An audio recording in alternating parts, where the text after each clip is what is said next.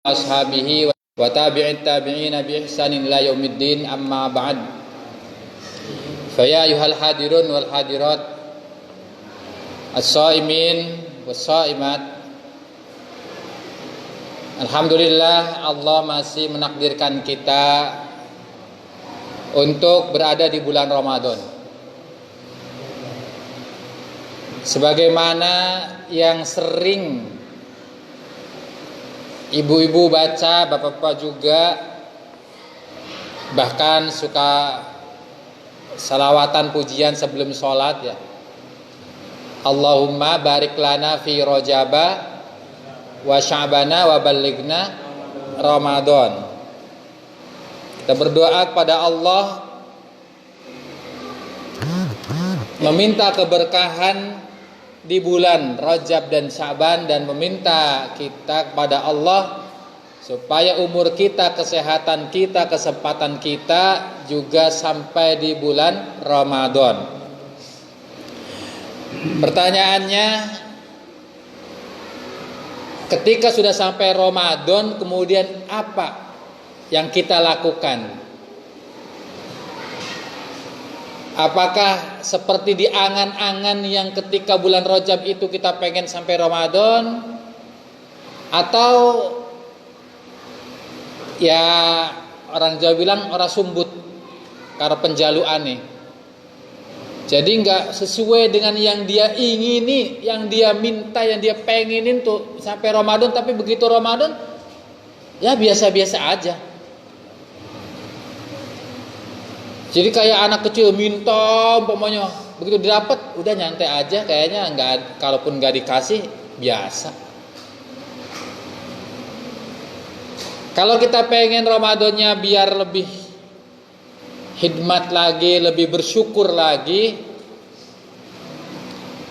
ibu dan bapak bayangin yang Ramadan kemarin masih ikut taraweh bersama, hari ini mereka nggak taraweh. Ada yang meninggal, ya mendahului kita, ada kan? Ya, tetangga-tetangga kita, saudara kita, semua, bahkan keluarga kita. Kemudian ada juga yang sakit, nggak bisa tarawih. Harusnya kita bersyukur, kita masih bisa melangkahkan kaki kita ke masjid yang kita cintai ini. Nah, paling tidak itu. Nanti berarti Ramadan kita ada artinya.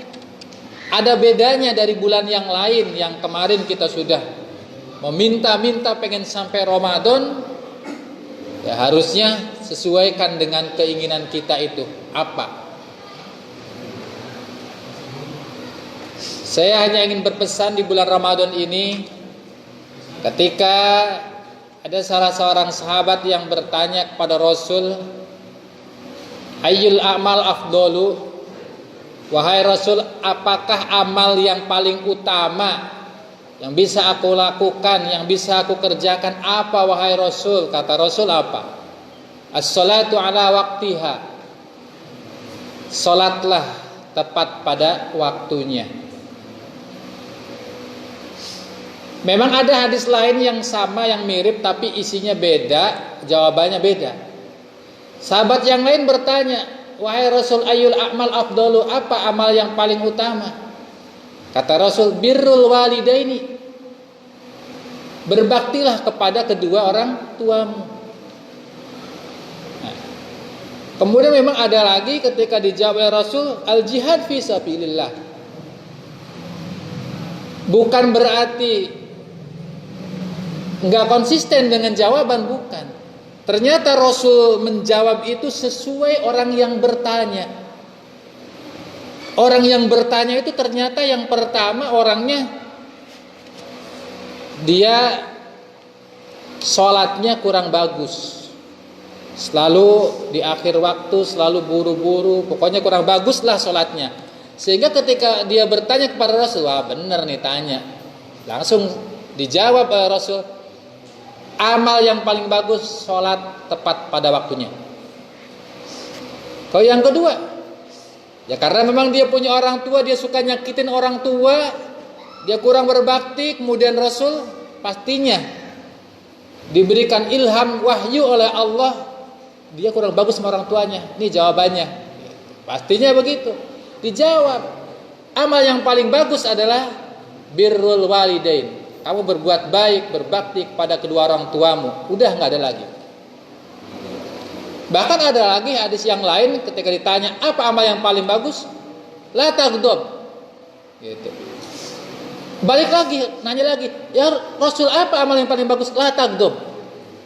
Sampai 3 kali dijawab oleh Rasul, jangan marah, jangan marah, jangan marah. Ternyata orang itu kalau sekarang mungkin wataknya watak preman yang dikit-dikit marah gitu, dikit-dikit golok langsung dikeluarin barangkali begitu. Rasul tahu, dijawab apa yang paling bagus? Udah, jangan marah, jangan marah. Jadi intinya amal-amal yang mana saja yang paling bagus itu sebetulnya yang bagi kita, diri kita masing-masing nih. Umpamanya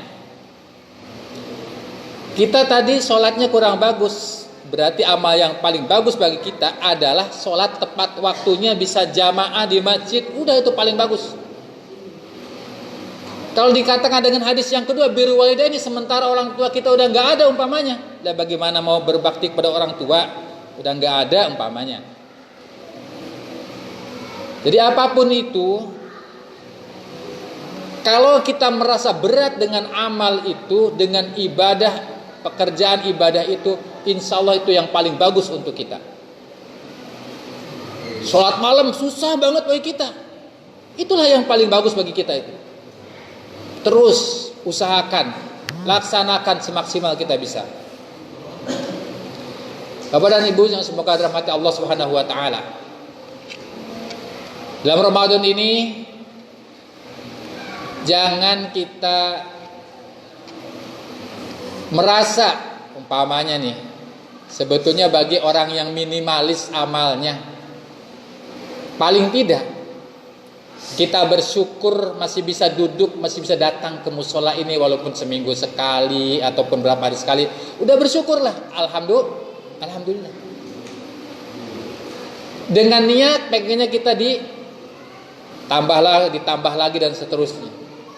Udah nggak usah mikirin memang ada hadis yang menakut-nakuti, ada ustadz yang menakut-nakuti, rugi gitu. Bulan Ramadan kalian nggak sholat, nggak jamaah, nggak tarawih, rugi kalian katanya. Kita masih ingat dengan Allah aja udah untung, udah alhamdulillah. Yang jelas kalau kita sudah ingat kepada Allah, pasti akan kita tambahkan kepada yang lainnya. Paling tidak kita tidak berbuat maksiat di bulan Ramadan ini udah bagus banget. Udah bagus banget. Kita bisa meninggalkan amarah di bulan Ramadan ini udah bagus. Tadinya kalau nggak Ramadan mah dikit-dikit samperin apa lu, wah pokoknya ribut dah aturannya. Urusan belakang, penting samperin dulu. Ramadan enggak. Alhamdulillah. Minimalnya itu. Jadi semoga kita bisa menyadarkan diri kita lebih baik di bulan Ramadan ini, supaya sesuai dengan keinginan kita, dengan doa kita yang kita ucapkan berkali-kali ya di bulan Rajab dan Sya'ban, sampai Ramadan ini kita sudah dapat nih, sudah setengahnya, udah alhamdulillah, tinggal separohnya lagi. Ayo kita kuatkan. Pesannya di bulan Ramadan ini, sholatnya di samping kita dirapatkan ya. Ayo datanglah ke musola di belakang imam ya. Kita datang ke masjid, sholat di belakang imam nih. Jangan sampai nanti kita datang ke sini ada di depan imam. Ya, sebelum kita datang ke masjid ini, adanya di depan imam sebelum itu. Artinya sebelum meninggal kita. Dan kita ayo datang ke masjid sendiri dengan sadar kita ke sini ayo. Jangan sampai datang ke masjid nanti digotong. Sudah jadi jenazah. Nyesel dah terakhir itu ke masjid. Kemudian ayo kita ngaji Quran sebelum di ngajiin. Ya. Sebelum nanti orang-orang pada mengajiin di pinggir jasad kita sudah bisa ngaji lagi, udah nggak bisa. Nah, itu udah nggak ada penyesalan yang lebih besar daripada itu. Dan juga ayo kita yang punya harta, yang punya sebagian rizki dari Allah, infakkan ke jalan-jalan fi sabilillah, untuk masjid-masjid, untuk pesantren, madrasah, untuk yatim, untuk para orang tua yang membutuhkan, yang jompo, yang sudah gak bisa usaha lagi. Nah, itulah yang perlu disantuni oleh kita. Ayo, sebelum kita menyesal, sebelum kita nanti nyawa ada tenggorokan, baru kita berasa Allah kasih tahu. Ketika nyawa sudah bentar lagi nih, Allah kasih tahu sedekah itu pahalanya nih besar banget. Sehingga apa? Ketika itu menangis kita. Katanya apa? Fa yaqula rabbi laula akhartani ila ajalin qarib. Ya Allah, ya Rabbi, ya Tuhanku, aku minta tempo sedikit saja. Ajal ini nanti sebentar lagi. Fa asaddaq, aku mau mensedekahkan duitku, mau mensedekahkan hartaku, mau buat sedekah nih. Minta waktu sebentar saja. Wa akum minas solihin, dan insya Allah nanti kalau udah sedekah aku jadi orang-orang yang solih. Tetapi kata Allah apa? Ketika sudah datang ajalnya, ya, la yastakhiruna sa'atan wa la yastaqdimun. Tidak bisa dimajukan, tidak bisa dimundurkan sedetik pun, nggak bisa. Nggak bisa, mau sedekah pun nggak bisa. Nah, jadi jangan sampai nanti seperti di dalam surat Al-Munafiqun, wa anfiqu mimma razaqnakum min qabli an ya'tiya ahadakumul maut. Kalian infakkanlah dari apa-apa rezeki, sebagiannya saja, sebagian. Mimma razaqnakum, apa-apa yang kami berikan rezeki untuk kalian, min qabli an ya'tiya ahadakumul maut, sebelum maut menjemput, sebelum maut datang ke kita. Nanti pas maut mau datang, tenggorokan nyawa kita. Fayaqula rabbi laula akhartani ila ajalin qarib. Ya Allah, sebentar lagi. Fa asaddaq, aku pengen sedekah katanya. Tapi enggak bisa. Enggak bisa dimundurkan sedikit saja, enggak bisa. Sebelum waktu itu datang, ayo yang masih punya harta bisa diinfakkan, kita infakkan.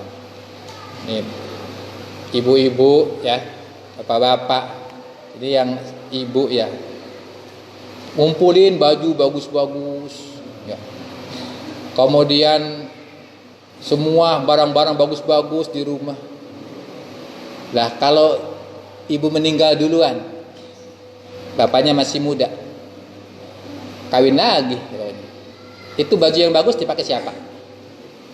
Dipakai istrinya. Istrinya itu temannya dulu, istrinya itu yang baru. Dipakai temannya yang baru ya.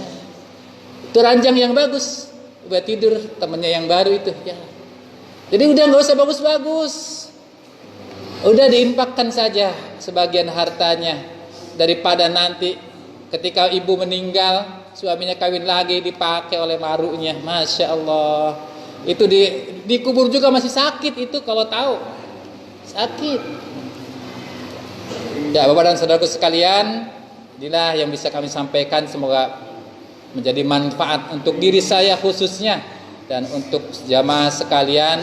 Hanya sekedar mengingatkan, sama-sama mengingatkan kita atas nasib kita, belum ada yang tahu nanti akhirnya. Semoga kita dapat puasa yang baik, puasa yang sempurna, mendapatkan Lailatul Qadar, dan insya Allah di akhir Ramadan kita mendapatkan predikat yang suci bersih. Semoga itu bisa kita capai sama-sama. Amin ya rabbal alamin. Barakallahu fikum wal afu minkum. Wassalamualaikum warahmatullahi wabarakatuh.